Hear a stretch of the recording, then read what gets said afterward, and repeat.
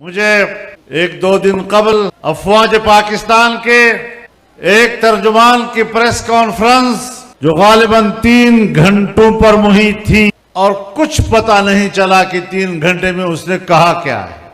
इतनी फसाहत और बलागत के साथ बात कर रहा था।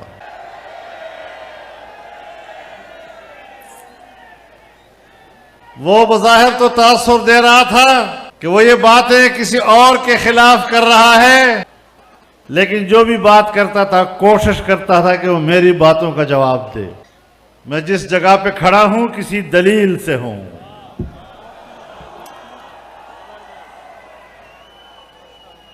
मैं यूं ही दस्त गरेबान नहीं जमाने से। हमें क्या पड़ी है? 10 लाख लोगों को इस मैदान में लाना, सफर करके यहां आना, सफर और मौसम की तकलीफ बर्दाश्त करना, फिर कहता है कि इलेक्शन के हवाले से फौज का कोई रोल नहीं।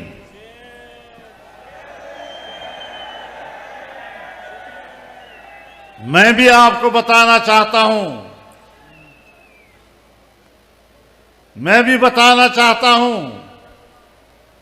कि आईन में, कानून में, रूल्स में कोई रूल्स नहीं है कि फौज सियासत में बात करे।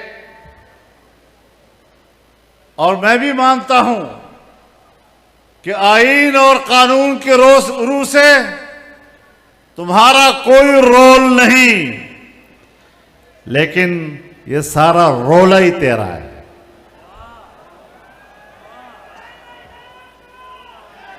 ये रोला तेरा है।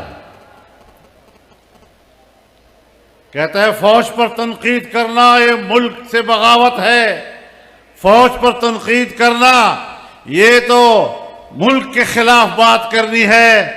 हां, मैं भी जानता हूं कि फौज मेरी रियासत की मुहाफिज है,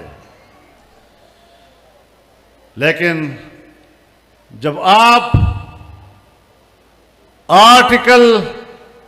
आईनी आर्टिकल के मुताबिक हल्फ उठाते हो फौज में शामिल होने के वक्त कि मेरा सियासत से कोई ताल्लुक नहीं होगा, मैं सियासत में कोई हिस्सा नहीं लूंगा, फिर जिस वक्त तुम सियासत में हिस्सा लेते हो तो फिर तुम उस वक्त पाकिस्तान के फौजी नहीं रहते। इसलिए मैं तुम पर तनकीद करता हूं।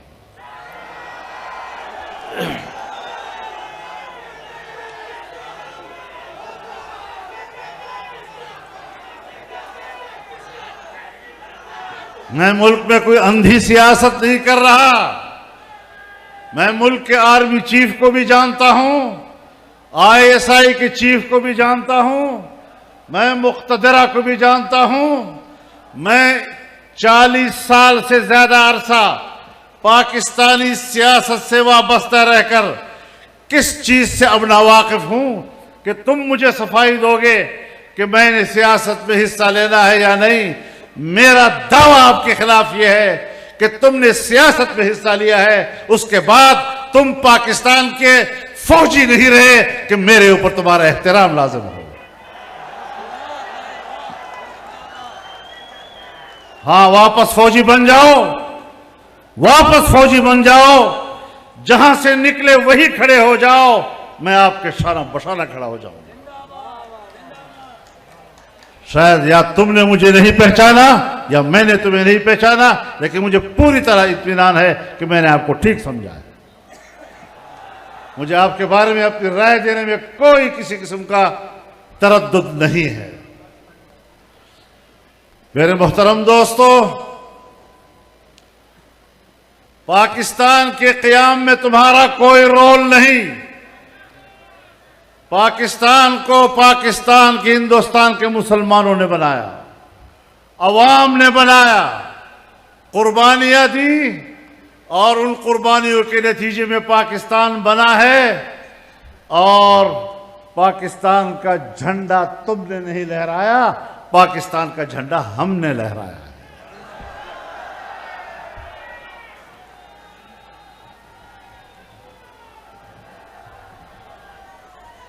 पाकिस्तान जब बना है तो तुम्हारा किरदार पाकिस्तान को तोड़ने में है, पाकिस्तान को बनाने में नहीं है। सन 1971 में 90,000 से ज्यादा फौजी एक हिंदू के सामने सरनगू हुए। तुम्हारे किरदार ने हमारी नाक काटी थी।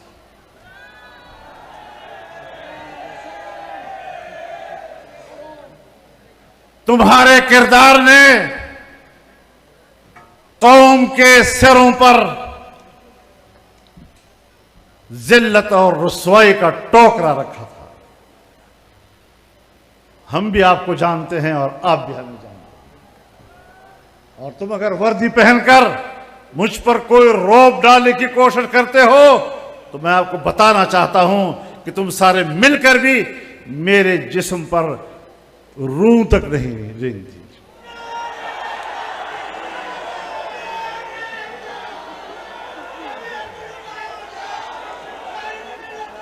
मामलात को ठीक करो। हम इसलिए आए हैं कि आपको बताएं कि मामलात को ठीक करो। सियासत से दस्तबरदार हो जाओ, अपने पोजीशन पर वापस चले जाओ। और मैं ये भी आज आपकी ताईद से कहना चाहता हूं, आपकी ताईद से कहना चाहता हूं कि आपको कबायली इलाकों से निकलना होगा। ऑपरेशनों के नाम पर हमें अपनी खैरख्वाहियां मत दिखाओ। तुमने 2010 से ऑपरेशन शुरू किए, आज 2024 है, 14-15 साल हो गए। हमें अमन देने के नाम पर कबाइल को तबाह बर्बाद कर दिया, कबाइलों की इज्जतों को तबाह बर्बाद कर दिया, कबाइल के शमले तुमने गिरा दिए, कबाइल की पगड़ियां तुमने उछाल दी। ये तो जमीयत उलमा इस्लाम थी जिसने कबाइल का जरगा बनाकर, कबाइल का नुमाइंदा बनकर अपना मौक़िफ़ दिया था। और हमारा गुनाह यही था कि आपने जब पीपल्स पार्टी की हुकूमत थी 2008 के बाद, आपने कबायली इलाकों में ऑपरेशन का फैसला किया और मैंने कहा कि यह हिकमत अमली ठीक नहीं है। मेरा यही गुनाह था। और अगर मेरी राय गलत थी तो फिर आज तक दहशतगर्दी खत्म क्यों नहीं हुई? फिर आज तक दहशतगर्द क्यों मौजूद हैं? तुमने अफगानिस्तान की सरहद पे बाड़ लगाया। खुद बाजवा साहब ने मुझे कहा कि अब हमने बाड़ लगा दिया है, कोई शख्स न उधर जा सकेगा न इधर आ सकेगा। तो 40,000 लोग उधर गए, 20 साल वहां लड़े और फिर तुम्हारे बाढ़ को उड़ा के वापस आ गए। आज फिर मेरी जिंदगी क्यों खतरे में है अगर आप मेरे वाकई मुहाफिज हैं तो? अगर आप मेरे मुहाफिज हैं तो आज फिर क्यों मैं उस मुश्किल से गुजर रहा हूं?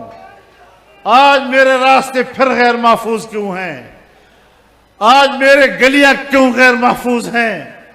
आज मेरे मुल्क के शहरी क्यों गैर महफूज हैं? तो इसका माना यह है कि हमने आपके ऑपरेशन के हवाले से जो उस वक्त तहफ़्फ़ुज़ात दिए थे वो ठीक थे, और आपने जो हमें अमन व अमान का इत्मीनान दिलाया था, तुम अपने दावों में गलत साबित हुए हो। मेरे मोहतरम दोस्तों, जब मियां नवाज शरीफ साहब की हुकूमत थी तो आपने फाटा इंज़िमाम का फैसला किया। मैंने हर फोरम पर दलाइल दिए, मैंने पार्लियामेंट में दलाइल दिए, मैंने तुम्हारे साथ मखसूस मीटिंगों में दलाइल दिए कि तुम इंज़िमाम का फैसला करना गलत कर रहे हो, ये इस वक्त सही नहीं है, आपको मुश्किलात पेश होंगी, अफगानिस्तान के साथ मामलात बनेंगे। लेकिन हमारी बात नहीं मानी गई और हमारा गुनाह यही था कि हमने एक ऐसी बात आपसे कही जिसको आपने हमारे साथ मीटिंगों में तस्लीम किया, और फिर जब आप मान गए मेरे साथ मेरे साथ 4 पॉइंट्स पर इत्तेफाक कर लिया तुम लोगों ने, तो फिर क्यों मेरे पास पाकिस्तान के अंदर ड्यूटी देने वाला एक अमरीकी अफसर मेरे घर खुद क्यों आया? फिर वो मुझे क्यों पूछता है कि आप क्यों मुखालफत कर रहे हैं? फिर वो मुझे क्यों कहता है कि आपको इंतजाम करना पड़ेगा? अब मैं ये फैसला आपका मानूं या तुम्हारे आकाओं का मानूं? मेरा गुनाह यह था कि मैंने फैसले से इख्तिलाफ राय किया था और मैंने आपसे कहा था कि जो कुछ तुम कर रहे हो गलत कर रहे हो। आज जाओ, आप खैबर पख्तूनख्वा के लोग बेहतर तौर पर फाटा के हालात का जायजा ले सकते हैं। आप बताएं कि फाटा की सूरत हाल अब क्या है।